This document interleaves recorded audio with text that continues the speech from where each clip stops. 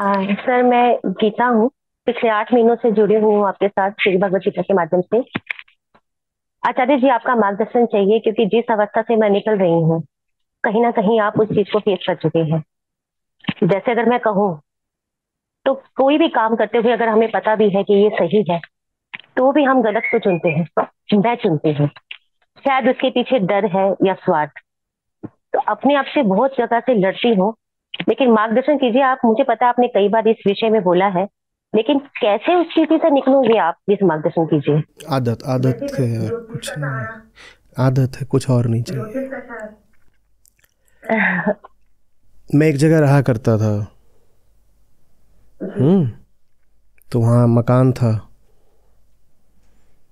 और 15 साल रहा। फिर मैंने ही खोज करके एक दूसरा मकान ले लिया।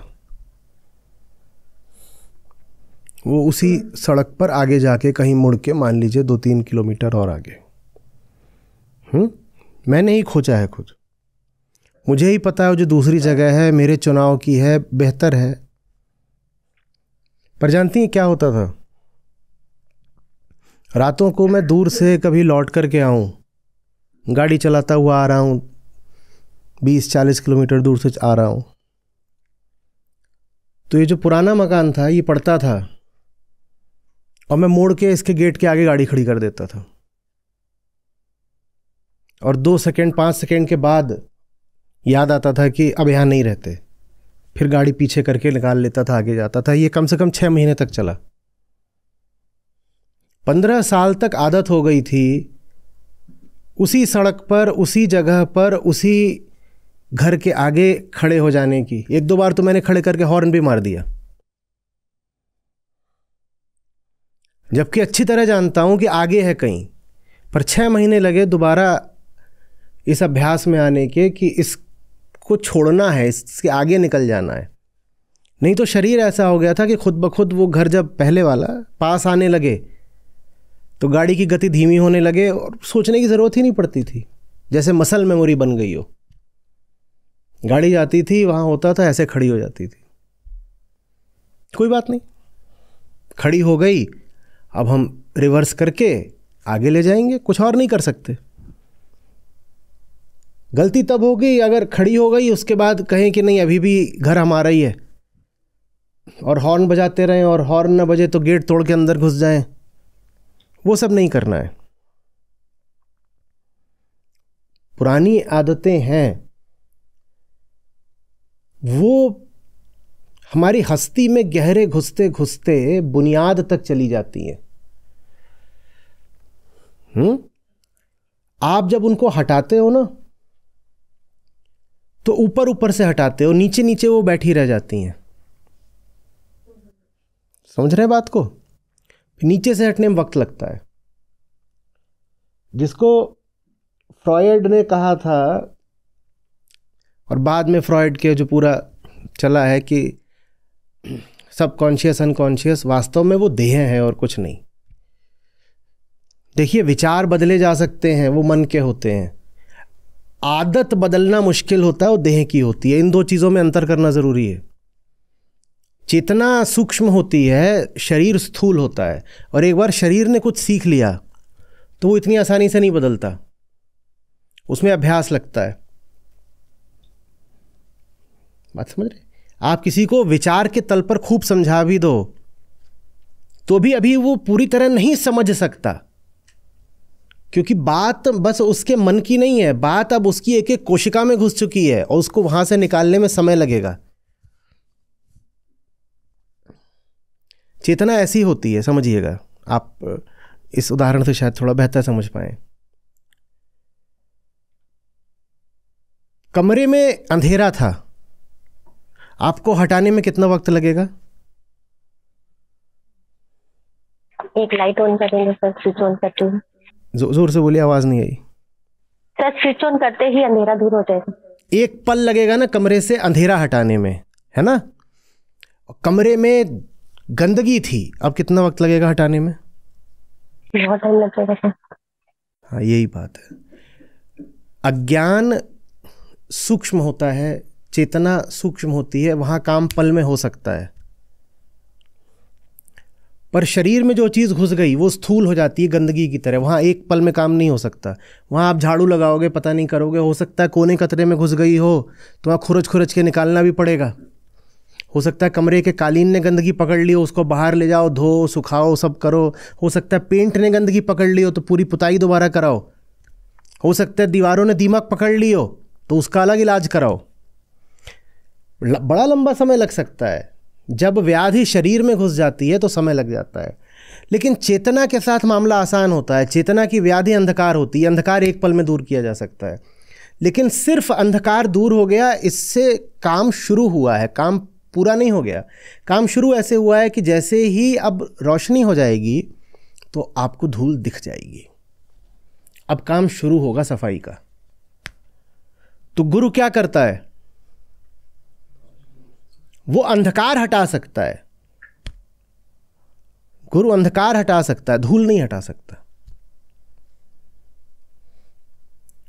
अंधकार हटा देगा, प्रकाश कर देगा, हो गया तमसोमा ज्योतिर्गमय। तो आपको क्या दिखने लगेगा? धूल ही धूल है। अब आगे झाड़ू वगैरह लेकर के आइए, अपना काम करिए, उसमें तो वक्त लगेगा। गुरु जी का तो आसान है, वो आएंगे अपना भाषण देके भग लेंगे। लेकिन उन्होंने फिर भी बड़ा काम कर दिया। हाँ, दो बातें थीं, एक स्थूल, एक सूक्ष्म। तो जो सूक्ष्म वाला काम था वो कोई कर सकता है। ज्ञान प्रकाश होता है, आकर के जला दिया। लेकिन उससे बस शुरुआत हुई है। अब आप देख पाओगे कहाँ कहाँ कचरा जमा है। अब लगाओ 6 महीने, करो कसरत, तब वो चीज़ हटती है। अभ्यास तो आपको स्वयं ही करना पड़ेगा। आप जिन भी चीज़ों का नाम ले रहे थे कि आपको पुरानी धारणाएं हैं ज्योतिष और ये और वो, उन पे चलेगा, क्योंकि वो बातें ना हमारे यहाँ घुस जाती हैं, एक एक जगह पूरे शरीर में घुस जाती हैं। हम कैसे देख रहे हैं, हमारी आँखों में भाव क्या है, हम किस तरह मुस्कुरा रहे हैं, वो सब कुछ आदतों से निर्णीत हो जाता है। तो इतनी जल्दी नहीं हटेगा, इतनी जल्दी नहीं हटेगा। जो चीज़ समय से बनी होती है, समय का उत्पाद होती है, वो कुछ समय तो लेगी जाने में। अंधेरा समय का उत्पाद नहीं होता। अंधेरा तो जैसे समय की परिभाषा होता है, वो तो समय के केंद्र में होता है। किस अंधेरे की बात कर रहे हैं? अज्ञान की। तो अंधकार फट से मिटाया जा सकता है, लेकिन आदत फट से नहीं मिटाई जा सकती। तो उसमें आपको किसी भी तरह से झेपने की या चिड़चिड़ाने की या बुरा मानने की, हाँ, या हतोत्साहित हो जाने की बिल्कुल ज़रूरत नहीं है। शरीर माने शरीर। हमारे केवल भाई ने अपना हाथ तोड़वा लिया था, अब वो जो प्लास्टर वगैरह था वो हटा है। अब वो हटा है तो उनका हाथ ही नहीं चल रहा। काहे कि अब इसने आदत पकड़ ली, 2 महीने प्लास्टर में रहा ये पंजा, तो अब इसने आदत पकड़ ली कैसा रहने की, ऐसा ही रहने की। बस ये ऐसा ही हो गया इनका। तो अब फिजियोथेरेपिस्ट इनको ऐसे ऐसे करवाया करता है दिन भर। इनको ये पता है क्या, ये गेंद दी गई है और बोला गया है कि तुम्हारा काम है दिन भर ऐसे ऐसे करो। तो ये दिन भर बैठ के ऐसे ऐसे करते रहते हैं। वो भी नहीं होता इनसे, बड़ा दर्द होता है इनको, क्योंकि शरीर शरीर है ना। मन को आप समझा सकते हो कि ऐसे करना है, शरीर तो शरीर है, उसकी आदत है। मैं आज खेल रहा था और जिन दिनों मैं थोड़ा थका या परेशान होता हूँ या कुछ, तो मैं देखता हूँ क्या होता है। एकदम साफ साफ दिखाई पड़ता है माइंड बॉडी डिसोनेंस। सामने से कोच का शॉट आता है, मुझे बिल्कुल पता होता है इस पे मुझे क्या करना है, कहाँ पर जाकर कैसे कर दूंगा, पॉइंट मिल जाएगा। और मैंने वो कर भी लिया है। कहाँ कर लिया? और आधा सेकंड बीतता है, मैं देखता हूँ हुआ नहीं, शरीर ने नहीं किया। मन ने पूरी तैयारी कर ली थी, पूरा मन को पता था यहाँ ऐसे करना है, ऐसे स्टेप करना है, इतना बेंड करना है और ये एंगल लेके बॉल निकाल देनी है। मन ने तो पॉइंट जीत लिया था, मन के हिसाब से विनर हो गया था। और फिर झटका सा लगता है कि ये नेट में क्या कर रही है बॉल। ये तो विनर निकल गया था, ये तो नेट में पड़ी हुई है बॉल, ये कैसे हो गया? समझ रहे बात को? शरीर को सिखाना जैसे जानवर को सिखाना, कैसे वो एक पल में सीख लेगा? पशु, पुरानी उसकी पाशविकता। आप बंदर को लेके आए हो और उसको पद्मासन सिखा रहे हो, वो कैसे सीखेगा? ऐसा नहीं, सीख नहीं सकता, कर लेगा, हो जाएगा, पर वो दुखी करता है। लेकिन अगर बंदर को भी सिखाना है तो पहले रोशनी करनी पड़ेगी। पहला काम तो यही है कि प्रकाश लाओ। जब तक अंधेरा नहीं मिटाओगे, गंदगी नहीं मिटेगी। गंदगी मिटानी हो जिस जगह से, पहले उस जगह को रोशन करना पड़ता है। रोशन करो ताकि कोने कतरे में भी जो कुछ जमा हो वो दिखाई दे। इसको बोलते हैं आत्मज्ञान। और आत्मज्ञान के बाद आता है अभ्यास, अनुशासन। अनुशासन भी आत्मज्ञान का हिस्सा है, क्योंकि अनुशासन नहीं है ये बात भी कौन बताएगा? आत्मज्ञान ही बताएगा।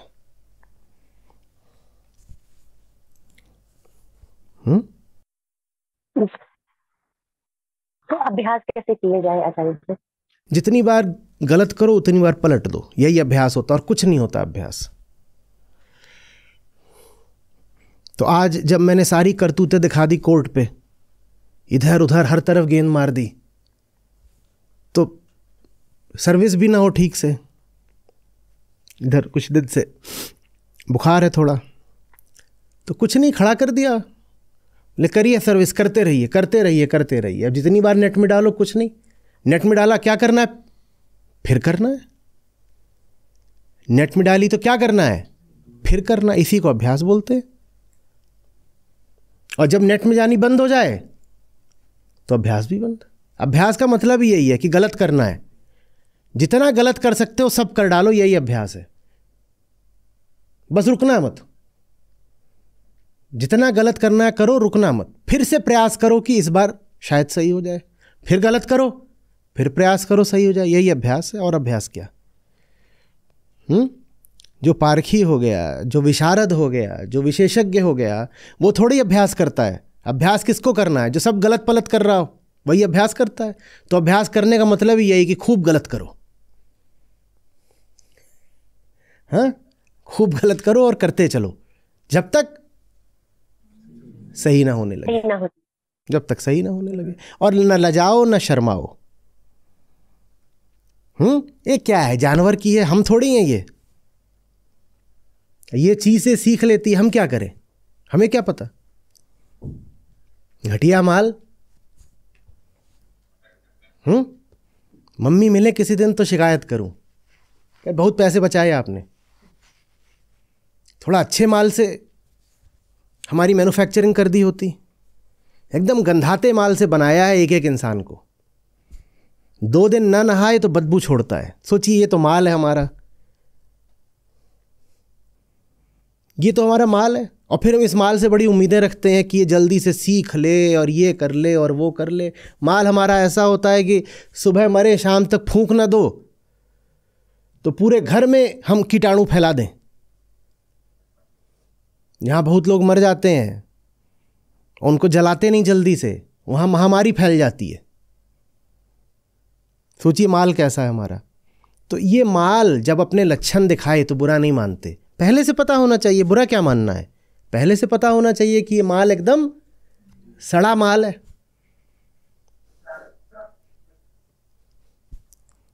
बड़ी माँ ने क्या करा है? एकदम मिट्टी उठा करके मानव बना दिया है। तो मिट्टी है ना, उससे क्या बहुत उम्मीदें रखें?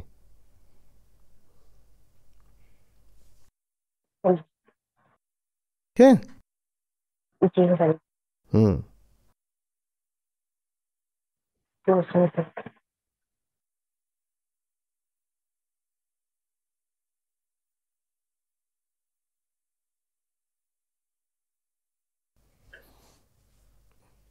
प्लेटो की जो थ्योरी थी आइडियाज़ की, उसमें यही बोला करते थे। बोलते थे यहाँ से तुम जो सोचते हो और यहाँ से तुम जो बनाते हो वो एक कभी नहीं हो सकता। बोलते थे तुमने एक गाड़ी का डिज़ाइन बनाया और उस डिज़ाइन की मान लो फैक्ट्री से 1 लाख गाड़ियाँ बनी, 1 लाख में से एक गाड़ी भी डिज़ाइन जैसी नहीं होगी। तुम ठीक से नापो, पता चलेगा कि कुछ ना कुछ हर गाड़ी में कम ज़्यादा रह गया है। तो स्थूल तल पर जो मामला होता है वो सूक्ष्म तल की पूर्णता से हमेशा नीचे का होता है। तुम यहां जो प्लान सोचते हो या जो भी यहां पे तुम पूर्णता सोचते हो, वो शरीर के तल पे, पदार्थ के तल पर कभी भी पूरे तरीके से परफेक्शन के साथ अभिव्यक्त नहीं हो सकती। सेब का चित्र बनाइएगा, खट से बना दो। सेब बना लिया? एक भी सेब ऐसा देखा जिंदगी में अपनी? जिसने एक भी सेब ऐसा देखा हो जिंदगी में, उसको मेरी ओर से 2 किलो सेब।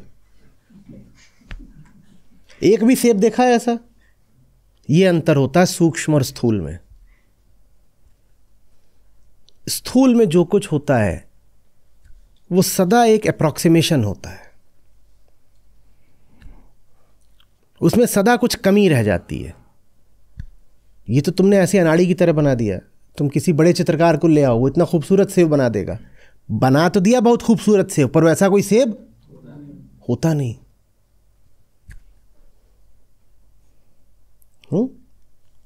तो ये जो भौतिक जगत है, पदार्थ वाला, ये हमेशा कुछ कमियां लेकर चलता है और हमें उन कमियों को स्वीकार करना होता है, एक्नॉलेज करना होता है कि समझ कितना भी जाओ, लेकिन जब उसको कार्यान्वित करने की बारी आएगी तो उसमें कुछ ना कुछ कमी रह ही जानी है। तो ठीक है, कमी रह जाएगी, हम क्या करेंगे? अभ्यास करेंगे। मैन्युफैक्चरिंग में इसीलिए अलाउंस का कॉन्सेप्ट होता है कि जो स्पेसिफिकेशन दिए जाते हैं और जो प्रोडक्ट आता है वो कभी भी एग्जैक्टली एक जैसा नहीं होता। तो कहते हैं कोई बात नहीं, थोड़ी अलाउंस रखो। और प्रिसिशन मैन्युफैक्चरिंग का मतलब ही होता है कि अलाउंस और कम कम कम कम कम करते रहो। जो अलाउंस का कम होना है ये अभ्यास हो गया। अलाउंस का मतलब ये होता है कि मान लो कोई चीज़ थी कि साहब ये जो डायमेंशन है ये 1 मिलीमीटर का होना है। अलाउंस ऐसे हो जाती है ±1%। 1% बहुत ज़्यादा, इतनी अलाउंस कोई नहीं देता, पर मान लो 1%। अभ्यास का मतलब हुआ कि फिर वो हो जाएगी 0.5%, फिर और अभ्यास करोगे तो हो जाएगी 0.1%। मतलब अलाउंस माने डिविएशन, कि 1 मिलीमीटर से जो डिविएशन हो ±0.1% का, और अभ्यास करोगे और कम करना है। तो ये होता है।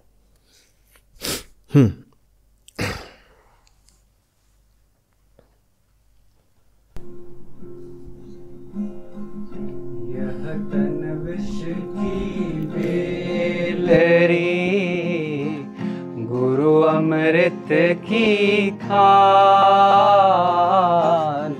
यह तन विष की बेलरी, गुरु अमृत की खान।